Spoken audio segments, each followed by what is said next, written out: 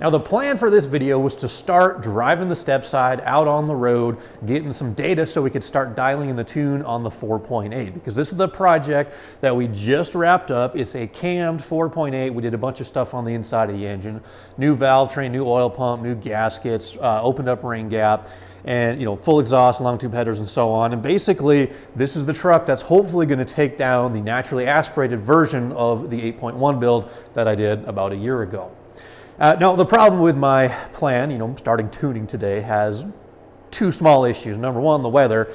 It's actually snowing outside, which is great because we've been in a drought here in Utah, but so it's good that we're getting the snow, but at the same time, it just means the roads are wet and kind of nasty, which is not a big deal. I grew up in the Northeast. I've driven in the snow a million times, and it's not like the roads even have snow on them, but it just means the truck that I spent the last month kind of cleaning up and getting all the dirt and grease and grime off of it, well, it's going to get dirty again. But that's what truck's for. This truck is meant to be a driver, so whatever, we'll deal with that.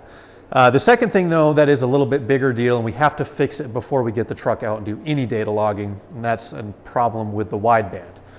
See, at the very end of the last episode, I installed a AEM 4110 wideband, and I've used them before. In fact, I used the same exact sensor in Ugly Truck, and I had the same exact problem. Basically, about 3 or 4 minutes into the truck, just kind of sitting there idling, the gauge just all of a sudden went full lean, and it just showed 3 little dashes on the screen. And the value that it outputted into the HP tuners, same thing. It showed like an AFR of like 18.5 to 1, which I know the truck definitely was not idling at actually 8.5 to 1 air fuel, but basically the gauge was reporting wrong, and it turns out it's a bad sensor. Last time with the Ugly Truck, I called up AEM, and they're like, yep, we know that that's a problem, and they sent me out a new replacement sensor, a better one that they had originally sent. And the last one in Ugly Truck's been running perfect for about a whole year now, still with no problems, but I had the same exact problem with this one. So they are sending me another sensor, but it's going to take a couple of days to get here. Although they were nice enough to give me the part number for a Bosch sensor, which is kind of like as good as it gets. So 17025, that's the Bosch wideband sensor for an AEM 4110, and probably others as well. But they are a little on the pricey side. They're like 90 bucks, but it's a Bosch, and I know it's going to be good. And like I said, AEM, they're sending me another one, and I'm pretty sure the replacement that they do send is a Bosch as well. So I'll have a spare to put on the shelf. But at least in the meantime, I have a good sensor that we can throw in. So real quick, I'll get the replacement plugged in, and basically the way that I have to do it on here, just because of the way that I chose to run the wiring, is you can't see, but the collector is like right behind this black clip right there. So I pulled the fender liner out because it's much easier to get to.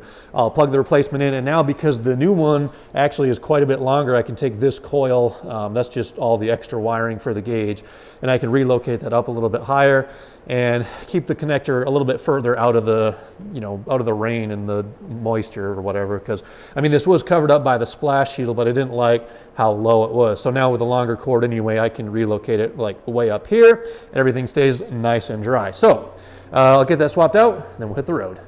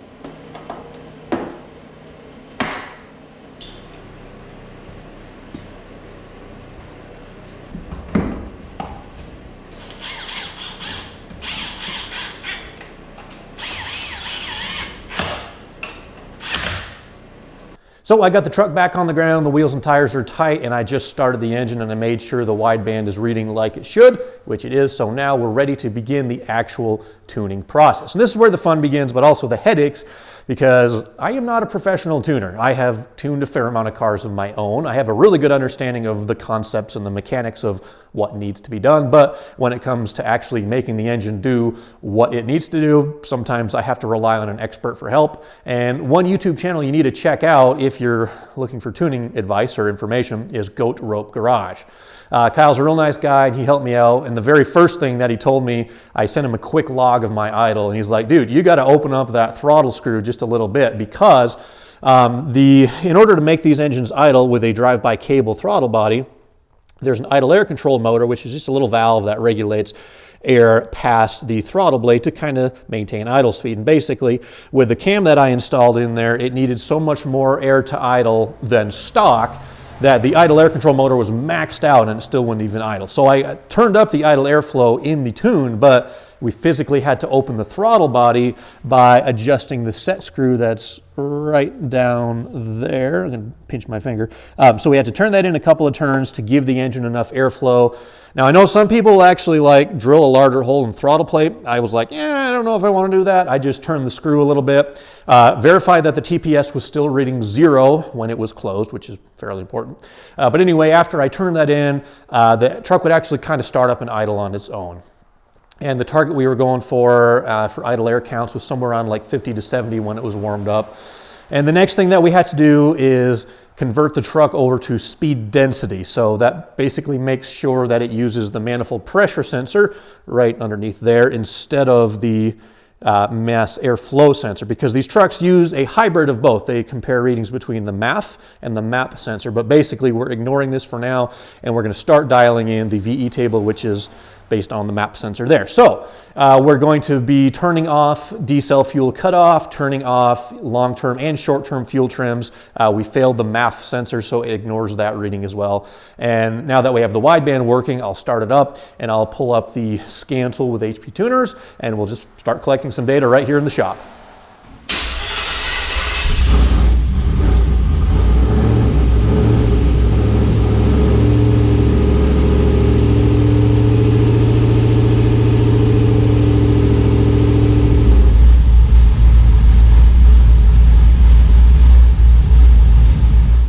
All right, so I've run the truck in the garage here for like maybe 5 minutes. It's kind of up to temperature, and I basically just put it in different positions by varying my throttle. You know, I put it in gear, I let it idle, I put it in neutral, let it idle, rev it up in neutral, and kind of apply a little bit of throttle in drive. That way it kind of loads the engine. And I've got a decent amount of data right here, and as you can see, kind of in the 800 and 1200 RPM column, we're definitely on the rich side. It's pulling out a lot of fuel. And then kind of when it gets over here towards 2000 and 2400 RPM, it starts being, you know, it starts to add a fuel in a couple places. So this is a good first just kind of data collection. This is basically the whole process. We're just going to now, once I reflash this in, it'll idle a lot cleaner.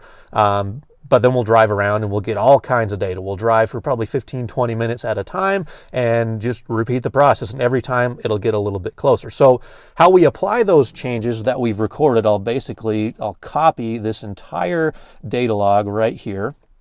And I'll go back to the tuning software, and I will simply right click and I will do paste special and then multiply by %half. And as you can see, it's already updated these values right here. And if you look at the 3D view of the table, you can kind of see a couple of like spiky ranges through here. And you can see there's probably a couple of low spots like right through here as well. And so those are just kind of some of the changes that we're beginning to make. And as we gather more and more information, we can make this table a little bit smoother and continue to dial it in. And once we have the table dialed in, that's basically, you know, our air fuel mixture, and we're getting it exactly where we want it. One more thing we will do, just kind of as we're here, I'm going to select this whole area that we kind of added some data into, and I'm going to click this button right here, smooth selection. That's just kind of going to even out a little bit of those jagged edges. And I only click that button once because you could continue to push it and push it and push it, and mathematically it's going to make that curve a lot smoother, but you're also going to adjust those values kind of too far out of their range. So copy, paste, multiply by half, and then smooth the area once, and then we'll flash the tuner in the truck and go for another drive.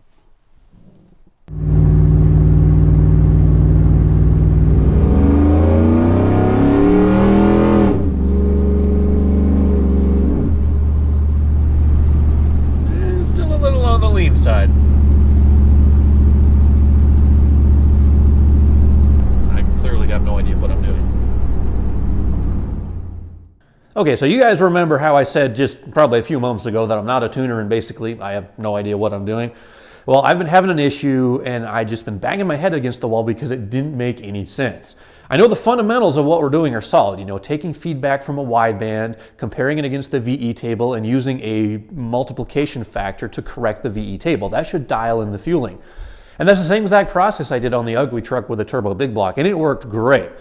But there's one key difference between these two trucks, and that is ugly truck is running a 3-bar speed density custom operating system, where this truck is still on a factory operating system. And one difference between these early Silverados, I think like 99 to 01 or so, is they have 2 separate VE tables, a primary and a secondary. Now, all the changes I've been making were on the primary table because I didn't think twice about it. I'm like, yep, primary VE table, that's where we'll make our changes. But I thought about it for a second this morning because all last night I was thinking about it. Like, it doesn't make sense. It was lean up top, it was rich at idle, and I could like double the VE up top and it still would not richen up. So I'm like, crap, maybe the fuel pump's not keeping up. Maybe the fuel filter's clogged, even though both of those parts are brand new. So I hopped on the web real quick and did a quick search, but the answer was right in front of me the whole time because in the software, they give you these little like tips. So all you got to do is hover your mouse over like this one that says secondary VE.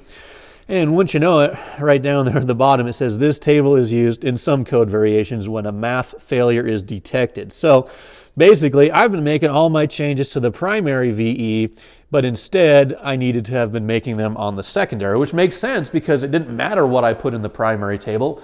Nothing would change because, well, I hadn't changed the secondary. So simple fix, I hopped onto the HP Tuner scanner and I had to rearrange the histogram that I made for the wideband error because the secondary VE table uses about half the resolution on the manifold pressure side of things. So I simply copied the column and row axes from the tuning software and I pasted it into the scan tool software, and that rearranged the values. So then I just took that information on the new table and I copied it and then put it back into the tuning software and did a paste multiply by half in now the secondary VE table. So now that I have changed what I think is the correct thing, I'll go back out for another drive and hopefully now my results will actually be getting closer to the target rather than just doing absolutely nothing. So back out on the road we go.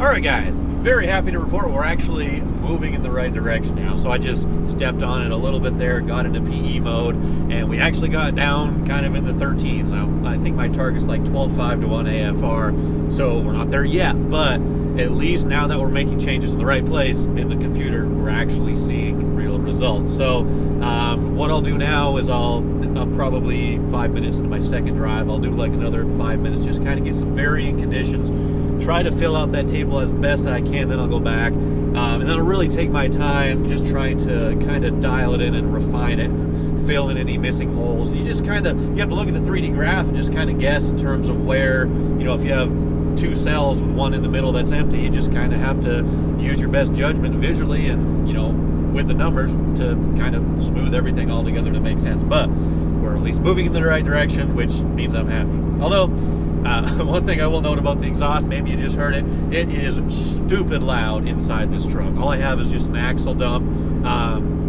It drones pretty bad. It definitely resonates in the cab. So yeah, we need a tailpipe in the worst way. So I think that's kind of like next on my list for this truck.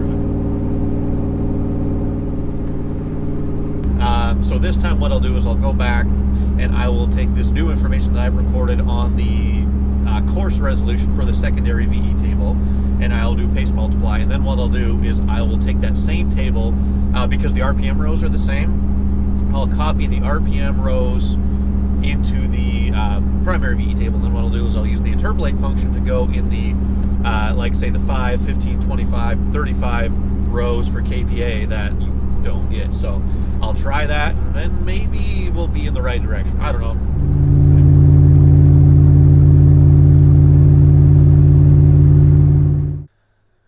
All right, guys, so the tuning process, it's going sort of okay. The truck is definitely looking a little bit dirty because of how nasty the roads are out right now. It's definitely running a lot better, but this is actually one of those cool situations where it pays to have friends that are smarter than you. I got a call from an old friend, Mike Galley. I used to work with him, and he said someone reached out to him who wanted to then reach out to me, and that was Matt from Sky Performance in Smyrna, Tennessee. Now, Sky Performance does a whole bunch of tuning on GM stuff, you know, LS's, LTs, anything from bolt-on to high-performance stuff. And Matt was like, look, I can help you out, and I'd like to get you a tune file to help you get going in the right direction. And so I talked to him early this afternoon, and he sent me over a tune file almost right away.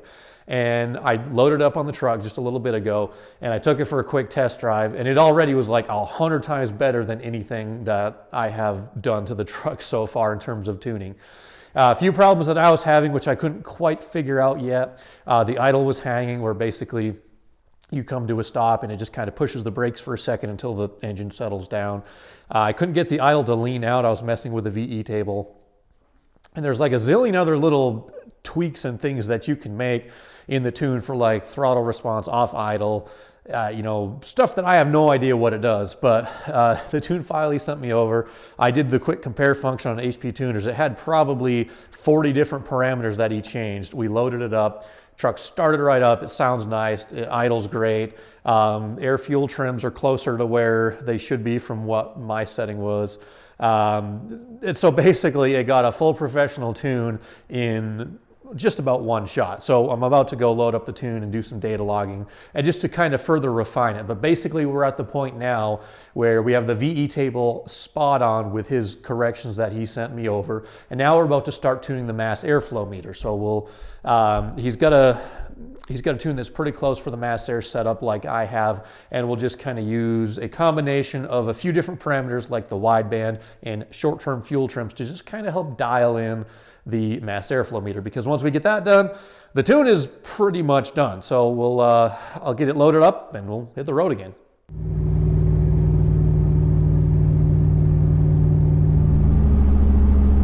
All right, so we're out on the road and I have Matt's tune loaded up, and I gotta say, night and difference right away. So huge thanks to Matt from Sky Performance in Smyrna, Tennessee. If you're local to there and you need some help with the tune, definitely go check him out. I gotta say, right away, the truck feels a lot more powerful. It feels cleaner and smoother. It definitely idles better, starts up better. And could I have figured it out? Maybe. If I had enough time, did enough research and enough reading, I probably could have got the tune pretty darn close. Maybe not as close as it is now, but yeah, that's where professional tuners actually come into play, because there are so many different things that you have to change in order to make these trucks run correctly. And dialing in the air fuel mixture is just a small piece of the puzzle. So anyway, I feel like the truck is actually ready for the dyno. It makes good power. In terms of like how I feel about it compared to the big block truck, I'll get more into this in the next video when we do kind of like the final comparison with the acceleration tests and with the dyno and all that. Definitely is lacking on the low end torque compared to the big block, like, which I knew it would be. It does pull really, really strong up top, but a little 4.8 with a big cam definitely is not a torque monster. But I kind of knew that going in, and I'm happy with the truck. I really am. The only thing I'm going to change is the exhaust, because without a tailpipe on, this thing is just obnoxious on the inside. I don't think it's really that loud outside, but all that sound just kind of reverberates inside here. So we definitely have to take care of that. All right, guys, it's Sunday afternoon. I'm editing the video, and I realized I haven't given a really good, concise overview of the tuning process start to finish. So I wanted to do that real quick just to kind of make this all make sense if you're going to try it. Tuning is a very complicated subject. As you just saw, it took me forever to figure it out, and I was lucky enough to have the help of a professional to, you know, get this nailed in the first shot. But the overview of the process, I think, is important to understand if you're going to try this on your own. The very first thing you got to do on a GM Gen 3 and Gen 4s and 5s, I believe the process is similar. Basically disable the mass airflow sensor, disable the long-term fuel trims, the short-term fuel trims, and the D-cell fuel cutoff. That way, whenever you're recording data, all those other corrections aren't being added in. You're operating basically off of the VE table. So in order to stop the engine from using the mass airflow sensor, you go to airflow airflow here, you set MAF frequency fail to basically 0. I think normally that's like 14,500 on this particular application. Then you go to your DTCs, P103, set that to mil on first error. And then a few other things in the engine section. Let's see, fuel cutoff. You can set this temperature here to a really high number so it never goes to decel fuel cutoff. And then in the oxygen sensors, here's where you disable long-term fuel trims. And then right here is where you disable short-term fuel trims. Worth noting that Matt from Sky Performance does suggest that on a cammed vehicle like this one, you don't re-enable the long-term fuel trims when it's all said and done, just because it could, in his words, like learn something it's not supposed to, because there's so much overlap on the exhaust, it'll cause problems. So anyway, in the final version of the tune, we have short-term fuel trims re-enabled, but we did not re-enable the long-term. Anyway, once we have that all set up, we come over to our scan tool. Air-fuel ratio error versus MAP, but we have it set up to work with the secondary VE table, so you can see there's a lot less info in here. And the short version here is a negative number is basically the truck running rich and is taking away fuel, and a positive number is the truck's running lean and it needs to add fuel to get to the target. You set the target right down in the fuel general section right here. Our stoich is 1408 to 1 AFR. That is just a good blend for, you know, gasoline that has 10% ethanol in it. If you had pure gasoline, you could put that up to like 14.68 to 1. Or if you had like a little bit more ethanol content in your fuel regularly, you could adjust that down to match.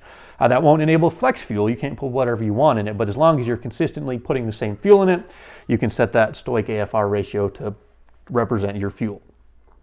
Once you have the scan tool set up and you're recording your information, you get to put it back in the tune in the airflow secondary, because remember, when you fail the MAF, you're running on the secondary VE table and the low octane timing table. These numbers here, basically a small number represents less fuel, a high number represents more fuel, and you just use those percentage corrections to make modifications to this table, and that's what's going to lean out the truck or add fuel to richen it up. At the same time that you're adjusting your air fuel, you want to keep an eye on spark retard. This was an early version of a tune in the log here, so you can see it was pulling a few degrees of timing here and there, even though it was operating on the low octane timing table. So a lot of that has to do with false knock, or basically extra noise in the engine that the knock sensors are picking up. I knew the engine was not knocking, and these early Gen 3 knock sensors are overly sensitive. So to dial them back, you go into the engine, spark, knock sensors, and then in this section right here, you can raise these values to a little bit higher number, go small amounts at a time and kind of check your work, but basically slowly raise the values until you know it's not picking up any more knock. And then when you go to re-enable the mass airflow sensor and you're running on high octane timing table, it will be having more sparks. So just kind of double check there, but basically you might have to adjust these knock sensor values up just a little bit. So once we have the knock taken care of and we make sure that your air fuels are probably within plus or minus 4 or 5% on the wideband, then we can re-enable the mass airflow meter. So kind of just do the opposite, engine diag, put this back to mil on second error, and then airflow, put this back to 14.5 or whatever your factory value was there. And then we need to dial in the mass airflow sensor. So that is controlled under engine, airflow, and then this table right here. So that's the MAF curve. And you would, Matt suggests that I tune this using the short-term fuel trims on the low side of things, and then use your wideband once you get into higher RPMs, because once it goes to PE mode, it's power enrichment, it won't record short-term fuel trims anymore. So to record that, I have two tables, air fuel ratio error versus MAF. This uses the wideband, and as you can see, you know, some of these values are pretty close, some of them are not. But then I also have the same table, but with short-term fuel trims. Although in this particular log that I have pulled up, they're all zeros because I was still running in speed density mode. But basically you correct that the same way. You do a percent correction and just kind of check it a few times until you get it dialed back. And that in a nutshell is tuning. I think that's one of the last things that I wanted to mention. You know, just keep an eye on your spark advance. Like I said, in this tune, we're running pretty low because I was still on the secondary VE table with the MAF failed. But that's tuning in a nutshell. You know, to dial in the spark, in theory, you could do it on a dyno where you add a little bit more, you take a little bit away, and just kind of see where power improves and where it doesn't. But the important thing is more timing advance equals more power, but is more likely to pre-detonate or knock, which you do not want to have happen. So that's the process that I used. Matt is obviously way better at this than I am. But now I have a couple of clips I want to show you at the end of this video. We did a few wide open throttle pulls, and we tried to do a burnout. The truck did a lot better than it did before. So I do want to say thank you guys for watching. Do me a favor though, go check out Sky Performance if you're in Tennessee and if you need a tune. And if you want to watch more videos on tuning knowledge, check out Goat Rope Garage. So thank you guys for watching. I appreciate it. Enjoy the rest of the clips. All right, we're just going to give this thing a full throttle rip real quick. Just standing start, foot to the floor, let her eat.